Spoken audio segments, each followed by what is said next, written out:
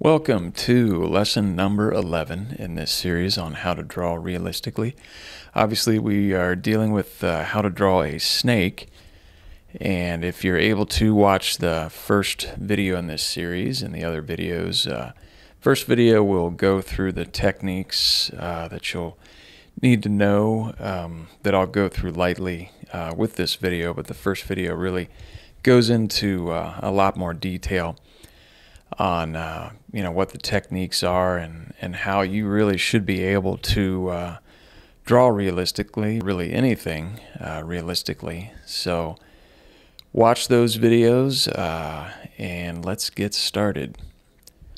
So as I always do, I've got the reference photo printed out in such a size where it's not too big, not too small. It's like 5 inches by 4 inches, I think.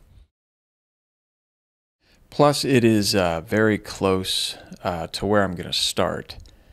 So it couldn't be any closer, otherwise it would be on top of where I'm drawing. And I'm doing this because I don't want my eyes to have to move back and forth as much, or as far, I should say. So I'm trying to find out, or figure out this starting point. I'm starting with the top of his head. And so I'm figuring out from the sides and from the top of the reference photo, where is that point? And I'm doing this in part because I know I've got to fill, or I've got to allot for this particular height and width of the snake body. So I'm not so much concerned with trying to get like all of the branch that he's wrapped around into the drawing, but his head and obviously all of his body, I want to try to incorporate all that.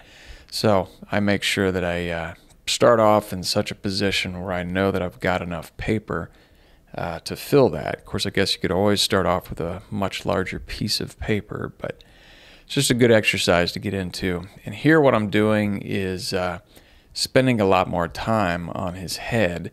Usually I'll say that his eye, or an eye in a reference photo, is the area of emphasis. And it is in this reference photo. It's just his head is also the area of emphasis. So as opposed to, say, the branch or even part of his body, or your viewer's eye is really going to concentrate probably 90% of the time on his eye and his head. So to put more time into that than, say, the left lower side of his body, for example, would be a really good idea. So here's a random point, because you're going through this process of drawing and trying to figure out, how do I find out where this random point is? And it could really be any of the points in this reference photo. And what I do is I look for another point that I've already done. So in this case, his nose, or the tip of his nose, is that point represented in blue. And I notice that that length between those points is very similar to the width of his head, at least as is what is represented by the reference photo. So if you notice those points from like his nose to his the crease in his body is much longer, much shorter, you need to make a correction. So here we've got these 2 points, trying to figure out where that one is in his body as in relation to his nose. You realize there's quite a bit of difference in where they are as far as vertically up from the bottom. And if you notice his point, it's kind of floating upward. If you notice that point on your drawing is somewhat similar to where his nose is, you're incorrect and you need to get out that eraser. So there's quite a bit of a separation coming up from the bottom or going down from the top of the page. Those 2 points have quite a bit of a difference to them. So like I say, if you notice on your drawing that those points are somehow similar, that's not correct. So here's a really good example of a couple of points that are very similar in where they're at, just kind of outlining the 2 sections of his body. You can tell that that one point that's further left is just barely further left than the other point. So the first video in this series really kind of details that if you in fact can tell the difference between these 2 points, you should be able to handle any type of, I guess, reference point to try to map out any reference photo according to your drawing. So that particular point of these 2 points being very similar, but they're not exact. So it's really those types of decisions that will enable you to be a lot more accurate in anything that you draw. So putting in a little bit of value here and noticing that there are very distinctive contours to his musculature, where I'm kind of emphasizing here in the reference photo with that effect. But these I'm putting in as sort of lines. You can see on my drawing I've just got them in as lines at this point, whereas obviously they got a lot more value to them.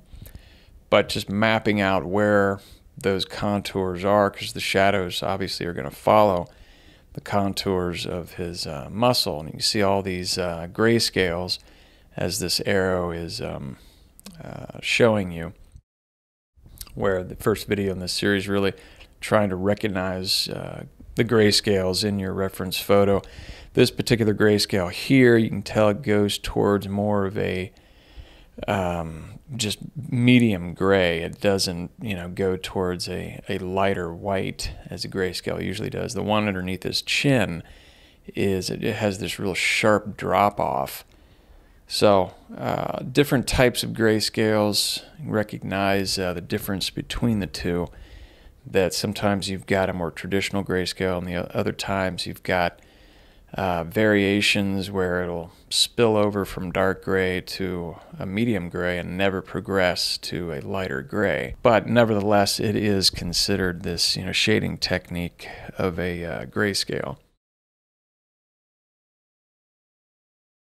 So, and here's something I did in the How to Draw a Lion video, where I've got dried out my ring finger and then rubbed it in an area where there's quite a bit of graphite in that darker area of the bottom of the drawing, and going in and putting in just some sort of indication of something. Maybe it's just an out of focus sky or an out of focus landscape in the background, just so that the background of the drawing is not just this pure white where nothing is going on. So you could be suggesting a depth of field effect where the camera has focused in on the area of emphasis, which is obviously the snake, and everything else is blurred out in the background. So it's an easy way to kind of fill in the rest of the drawing. So onto the scales here. The scales kind of deceptively difficult. They're easier than you might think. Obviously extraordinarily time consuming, but what I'm really doing is I've got this modified diamond shape that I'm just going over and over again and not really caring about the contours of how the scales really, if you look closely, they're not real accurate, except I did try to do something different on that bottom section of the snake. But as far as this area I'm working on right here, it's just random modified diamond shapes. And from a distance, it kind of looks accurate. You get up a little closer and you can tell if you move your eyes back and forth to the actual snake, they're not really fitting together as perfectly as obviously the scales on the snake are. But in the lower section of the snake, I tried to show you a different, I guess, way of doing it, where you put in one strip, as I'm doing here, of the scales, trying to follow the contour of that arc that his body is suggesting, putting in one or two strips and then just basically building from that point. So another strip following the arc that his body is suggesting, and then putting in other strips so that finally you've got the entire section completely filled. And all of that shading I did beforehand really kind of enhances the the look of making it look realistic, as if those scales are actually fitting together as they are on the actual snake. So, and then putting in a little bit more detail into the eyeball. Hadn't fleshed that out. It's always good to kind of revisit certain areas, especially areas that are areas of emphasis that you know your viewer is going to be looking at more so than, you know, say one of the particular areas of his body, or obviously that branch. So there you have it, lesson 11 in this series on how to draw realistically. Be sure and watch the first video in this series, which will really educate you on and show you that you really can do this if you put enough determination and start thinking about your reference photo differently. Be sure and check out the second and third channels, and check out the next video in this series. Thanks for watching.